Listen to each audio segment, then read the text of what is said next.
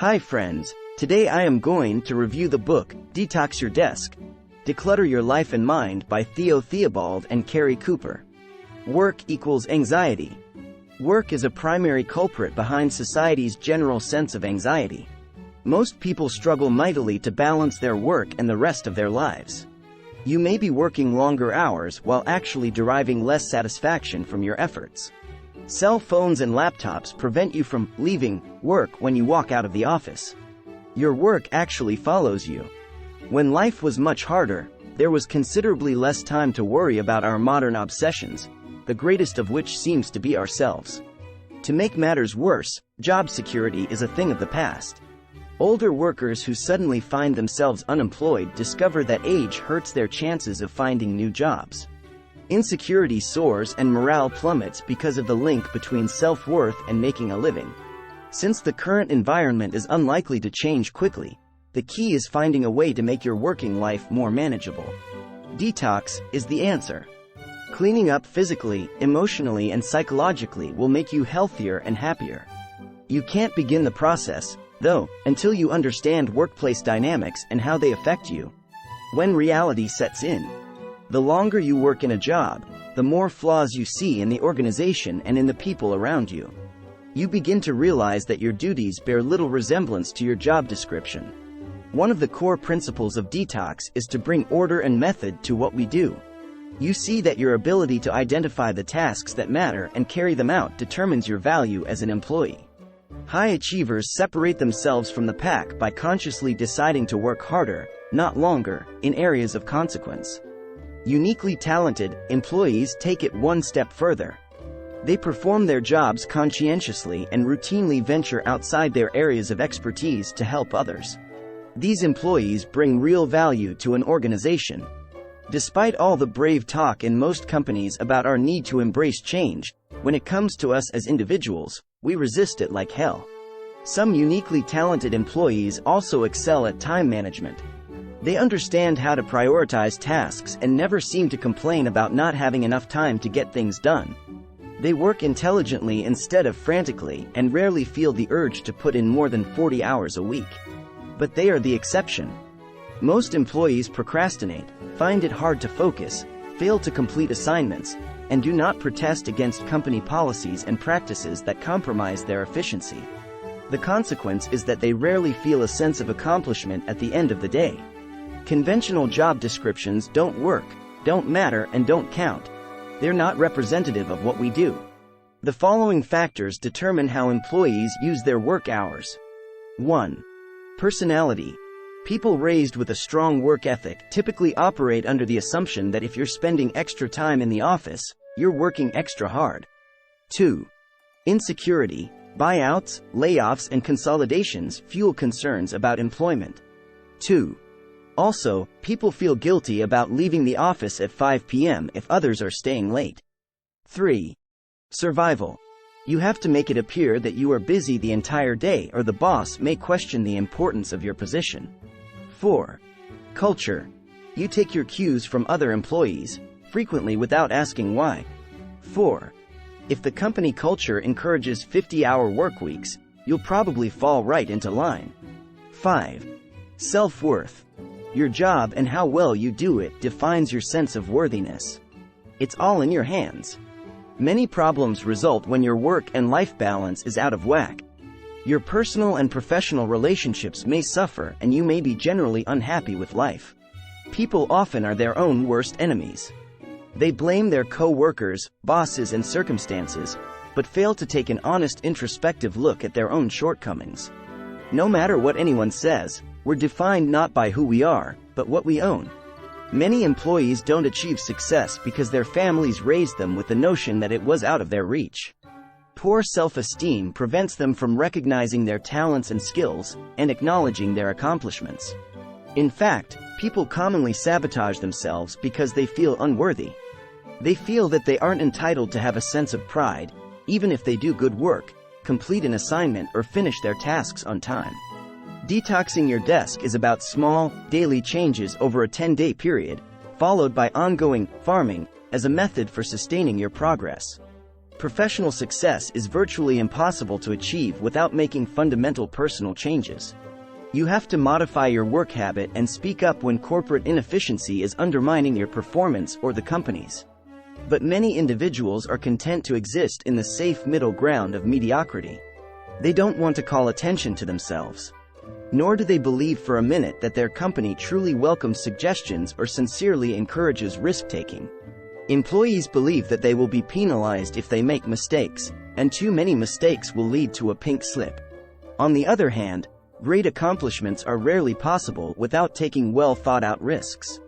Part of working effectively is underpinned by the principle that our attention span is limited, especially when we're trying to concentrate really hard. A cluttered mind immobilizes you. To maximize your productivity, sort out the swarm of personal and professional issues filling your head. Family life can add stress and compromise your ability to make sound decisions. You may also lash out emotionally and lose perspective. Detox can restore your ability to think clearly and perform better. Prepare to detox. Analysis can lead to paralysis. Although it's helpful to understand the dynamics of a toxic existence, eventually you have to fix the problem. When we hit a slack period, rather than going to see the boss and saying we've finished, we slow everything down to fill the day until going home time. Before you embark on your 10-day cleanup program, consider these 4 stages of detox. Wake up, recognize when the time to act has arrived. You may be comfortable in your daily routine, but you know that something is amiss. You're unhappy and unfulfilled, and have reached a certain level of resignation. You've convinced yourself that you don't really care. You see things around the office that don't make sense, but you don't feel like rocking the boat. Until now. Realize, take inventory. What are your priorities in life? What relationships do you value? How much do you really care about your work? How important is money? What's stopping you from living up to your potential? What compels you to work extra hours? Decide, commit fully to change so you don't slip back into old habits.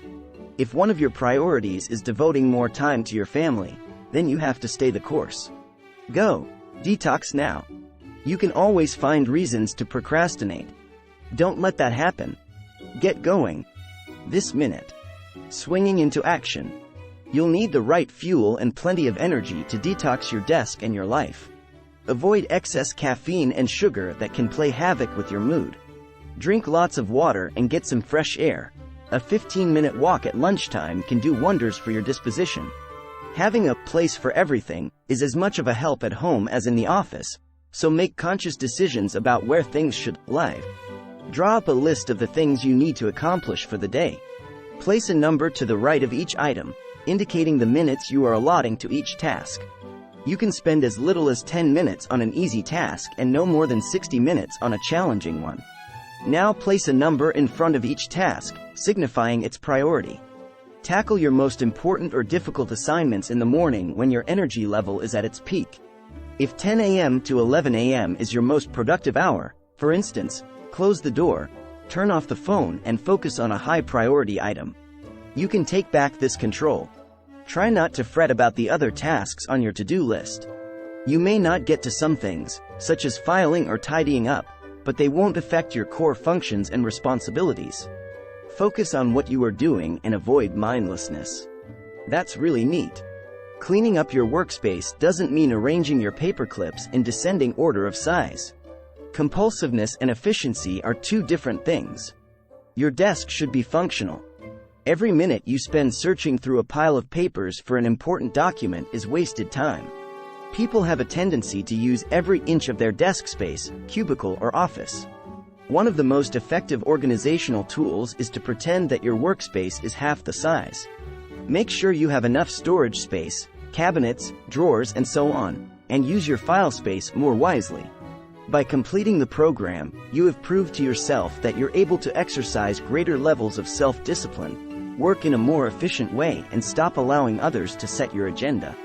How many times do you rifle through your desk looking for a pen and discover that you have writing implements scattered all over the place? Pens and pencils, notepads and rubber bands should have their own homes.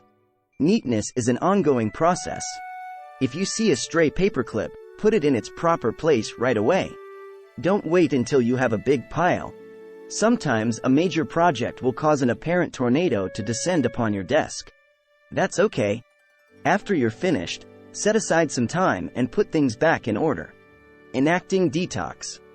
Detox means change, and you can start before you even get to the office. Begin your morning on day 1 with a nice, brisk walk. If that's already part of your regimen, take a different route. Drink a glass of cold, refreshing water before you leave for work. Stay hydrated throughout the day and eat properly. Getting exercise and eating healthfully can build your energy and your productivity. Change is great, it's exciting, but it's also scary, and the tough truth is that it's really hard to maintain over time. If you usually surf the internet for 10 minutes when you get to your desk, alter your routine. Look things over, breathe deeply, sit down and tidy up.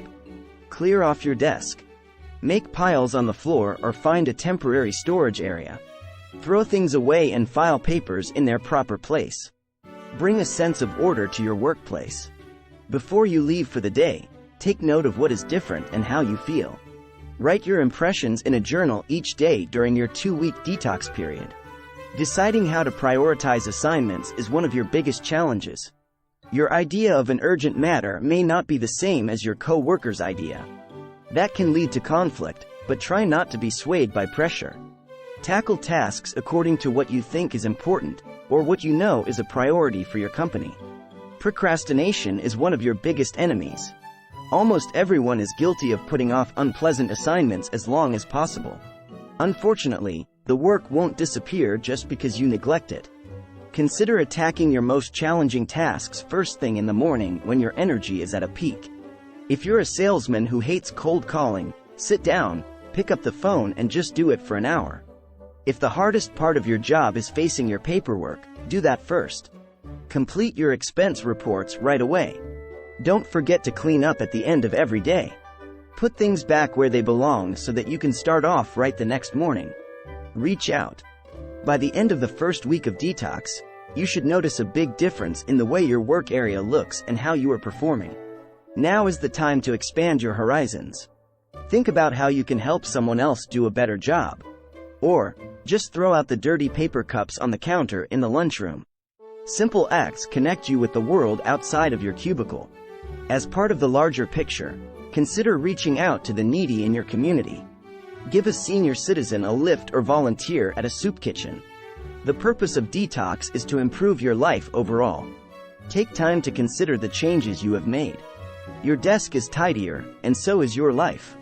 After 2 weeks, you should feel more in control and happier, in and out of work. You may also decide to apply your new detox principles to other areas. You may want to unclutter your home, or devise new ways to keep track of your finances and household matters. Takeaways. 1. Ironically, technological advancements have actually increased stress. 2. Smart employees work harder, not longer, on things that matter. 3. Your job may bear little resemblance to your job description. 4. A cluttered mind is a sign of toxicity. 5. Prepare for detox with 4 steps. Wake up, realize, decide, and go.